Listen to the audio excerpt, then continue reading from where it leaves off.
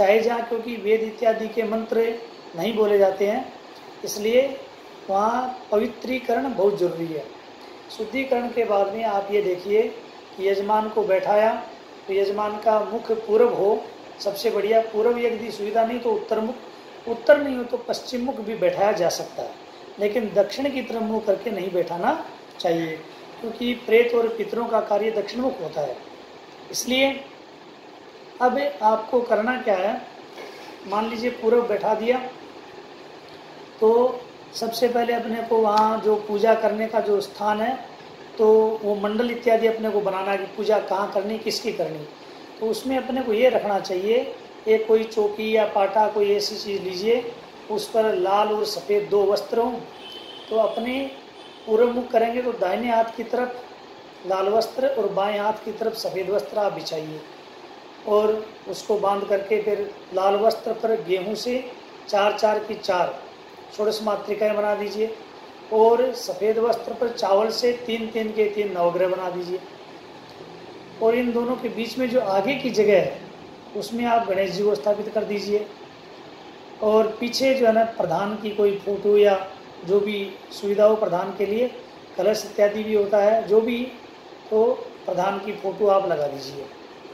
अब अपने को फिर नवग्रह से फिर और बाईं तरफ कलश और दीपक की स्थापना कर देनी चाहिए। अब इसमें अपने को करना क्या है कि जैसे पूजन करेंगे तो शुद्धिकरण तो होना ही होना है, उसके बाद में पवित्री हो, दाहिने हाथ की ये छोटी अंगुली के पास वाली अंगुली में पवित्री पहननी चाहिए, या फिर कोई अंगूठी इत्यादि है तो पवित्र पहन करके पवित्र पानी होना चाहिए, मानी अपना पवित्र युक्त हाथ हो, तिलक लगाया हुआ हो, शिखा को बांध करके रखें, और इसके बाद में आचमन और प्राणायाम 3 बार आचमन करिए और प्राणायाम करवाइए। मानी ये खुद कर रहे हैं तो खुद, नहीं तो यजमान से करवा रहे हैं तो आचमन और प्राणायाम। इसके बाद में आप हाथ में पुष्प इत्यादि दे करके स्वस्ति वाचन, वेद के कुछ भी मंत्रों का स्वस्ति वाचन, आनो भद्रा या स्वस्ति न इंद्रो, जो भी पाठ आपको है तो स्वस्ति वाचन के मंत्र बोलिए। उसके बाद में गणेश आदि देवताओं का स्मरण करा दीजिए, सभी देवताओं को नमस्कार करें, गणेश जी का स्मरण ध्यान करें, और इसके उपरांत अपने को संकल्प करवाना चाहिए। जिस देवता की जिस कामना से आप पूजा कर रहे हैं उसका संकल्प करके और फिर उस संकल्प को छोड़ दीजिए। इसके बाद में आप पूजन करेंगे तो अंग पूजन होता है। सबसे पहले अंग पूजन का मतलब है जिस आसन पर बैठे हैं वहाँ सामने आप भूमि का आसन पूजन करिए। भूमि पूजन के बाद में कर्म पात्र पूजन, जो अपनी पूजा की थाली है उसमें स्वास्तिक होना चाहिए, जो कर्म पात्र पूजा का जो लोटा है उस पर स्वास्तिक, मौली, बंधन इत्यादि होना चाहिए। और इसके बाद में आप दीपक जो है ना उसको जला करके दीपक को हाथ जोड़िए, पूजा करिए। और भैरव नमस्कार होता है, पूजा करने से पूर्व भैरव जी को प्रणाम करना चाहिए। ये विधि है, इस विधि से करेंगे तो आप पूरी पूजा एकदम बढ़िया तरीके से करवा पाएंगे और उसका पूर्ण फल भी आपको प्राप्त होगा।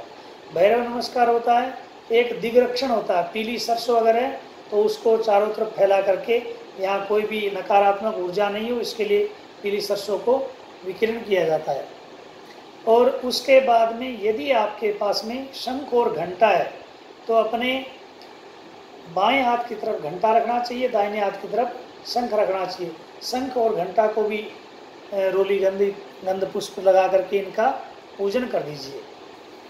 इसके उपरांत आप पूजन शुरू करिए। तो सबसे पहले अपन पूजन करेंगे, ये अंग पूजन था। अब पूजन करेंगे तो सबसे पहले गणेश पूजन। गणेश जी का ध्यान करिए। सामने गणेश जी विराजमान है तो उनको आप अक्षत पुष्प चढ़ा करके उनको आसन दीजिए। और उसके बाद में जैसे कोई भी किसी भी व्यक्ति स्नान इत्यादि करके तैयार होता है उसी प्रकार से अपन सरल विधि से देवताओं का पूजन भी उसी प्रकार करते हैं। जैसे पैर धोना, हाथ धोना, 4 बार जल छोड़ने का मतलब है पैर धोने के लिए जल छोड़ दीजिए, हाथ धोने के लिए, आचमन के लिए और फिर स्नान के लिए। और बोलने में अगर आप बोलते हैं तो एकदम शुद्ध तरीका मैं आपको बताता हूँ। पादयोः पाद्यम समर्पयामि, हस्तयोः अर्घ्यम समर्पयामि, मुखे आचमनम समर्पयामि और सर्वांगे स्नानम समर्पयामि। ये आप बोल करके आप चढ़ा सकते हैं। उसके बाद में यदि आपके पास में पंचामृत है, दूध दही घी शहद चीनी मिला हुआ, तो पंचामृत से आप स्नान करवा दीजिए। पंचामृत स्नान करवाने के बाद में आप वापस जल से शुद्धोदक स्नान करवाइए। इसके बाद में कोई भी स्नान करता है तो स्नान के बाद में वस्त्र इत्यादि पहनते, तो देवताओं को मोली या जो भी वस्त्र है तो वस्त्र चढ़ा दीजिए। वस्त्र के बाद में फिर आचमन होता है, आचमन करवा दीजिए। और जनेऊ यज्ञोपवीत अगर है तो यज्ञोपवीत चढ़ाइए।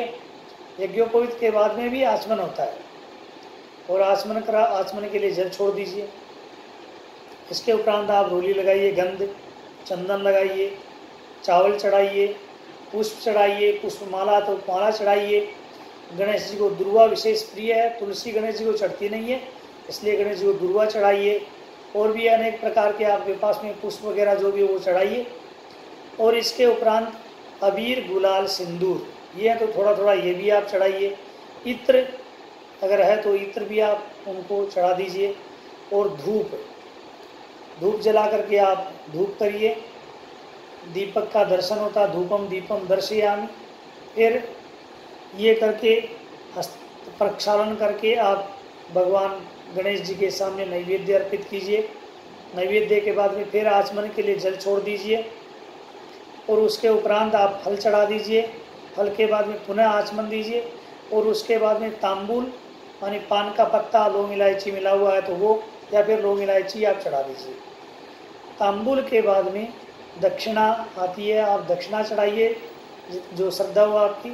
दक्षिणा के बाद में गणेश जी को विशेष अर्घ दिया जाता है, तो आप एक पात्र में जल, गंध, अक्षत, पुष्प इत्यादि लेकर के, दुर्वा लेकर के, और जैसे सूर्य भगवान को जल चढ़ाते वैसे गणेश जी को अर्घ चढ़ा दीजिए। इसके बाद में आप उनकी प्रार्थना करिए। प्रार्थना के बाद में आप जो है ना अनेन गणपति, वैसे गणेश जी के साथ में गणेश और अंबिका यानी गणेश जी की माता का दोनों का पूजन होता, तो गणेशांबिका पूजन करके आप अनेन गणेशांबिके प्रियतान नमः। ऐसे ही गणेश जी का पूजन के बाद में आपको कलश का पूजन करना है।